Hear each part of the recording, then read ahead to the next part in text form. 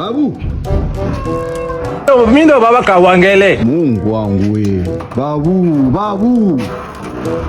Hivi tu unafanya nini? Unafanya nini babu? Unishangalii. Uko unatia nyama mkeze. Nyama gani? Nyama gani? Sumu ya panya hiyo, nyama ya panya hiyo tuweka ndani sumu. Unasema Mungu wangu we.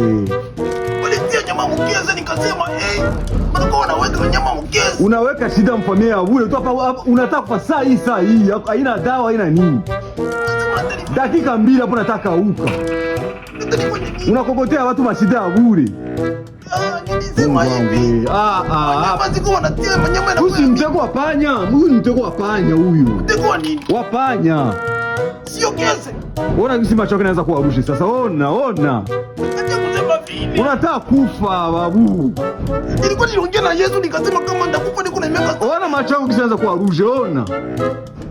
Yesu ni mloko yangu sio nikakufa. Unataka kufa saa hii. Ndafanya aje?